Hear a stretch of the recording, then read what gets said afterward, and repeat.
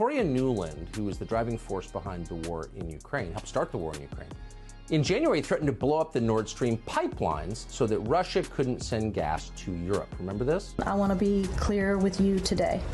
If Russia invades Ukraine, one way or another, Nord Stream 2 will not move forward.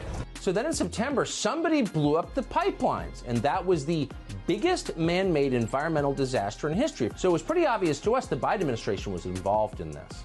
We said that, and we were immediately denounced by the entire left and the entire media as agents of Putin. We were a little bit surprised to see Victoria Nuland essentially admit last week that she did it. Senator Cruz, like you, I am, and I think the administration is very gratified to know that Nord Stream 2 is now, as you like to say, a hunk of metal at the bottom of the sea. I think there's two really important things for the American people to take away from what you have just outlined here. Number one is that statement from Victoria Nuland just exposed her and the administration's truth, which is that they have been lying to us all along about this. There's no way the United States was not either involved or knew about this or at the very minimum approved it. The second thing that's important to recognize that is very dangerous is that they are setting a precedent through what her statements are and their actions that now that it is acceptable to go and essentially use sabotage against infrastructure. The argument is very clear. Hey, look, if it's okay to go after and bomb and destroy Russia's oil and gas infrastructure, why would it not then be okay